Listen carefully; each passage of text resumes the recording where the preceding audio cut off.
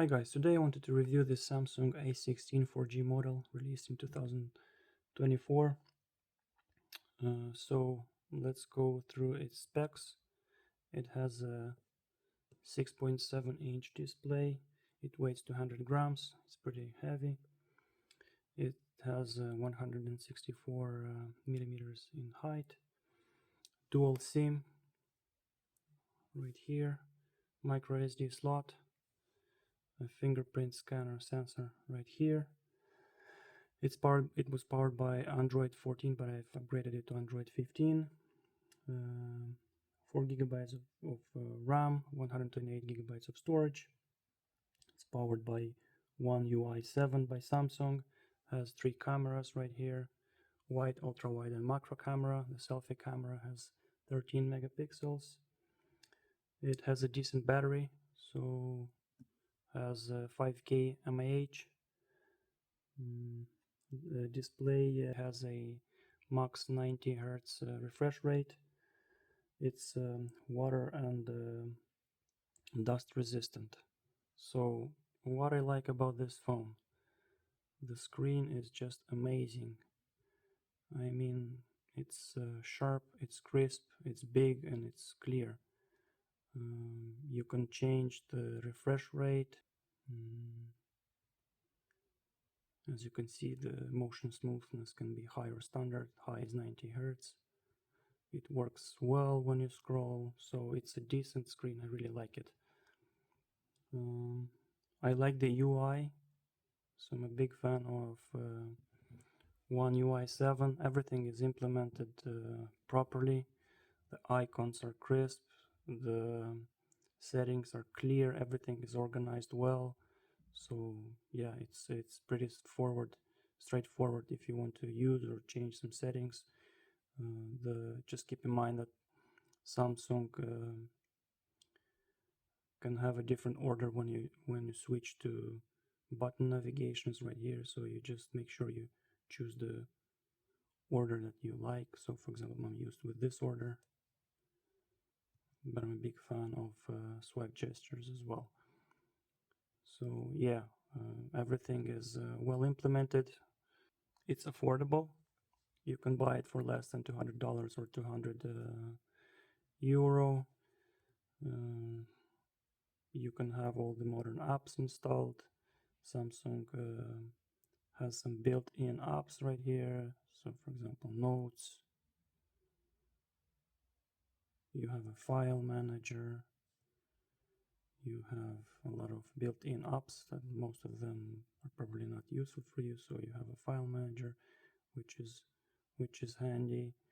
You have some health options right here. As I said, it's a well-built phone. The front is made of glass, by the way. The back is made of plastic. So the finger print sensor is working well. It's not the fastest, but it's not the slowest out there. So you can customize everything. If you scroll down from the left side, you have this notification panel. You have the quick panel here. Everything works smooth. So I think it's pretty easy to use, even though even if you didn't use Android previously. So I think most of the users will find it easy to use and customize. It has a micro SD slot right here and dual SIM, so you can have 2 physical SIMs installed. The SIM management works well. As I told you, the OS and the UI is implemented properly. So you go to connections and you have a dedicated feature to manage SIMs, to switch between SIMs and numbers, so works well. It has good battery. 5K mAh is a pretty decent battery, even though the screen is big and it's a demanding phone.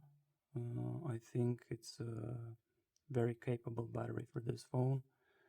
You will be able to use it for about 1-2 days even if you're a heavy user. So that's a good addition. You have 6 years of Android updates. So this one runs on Android 15, but you can update it to Android 16.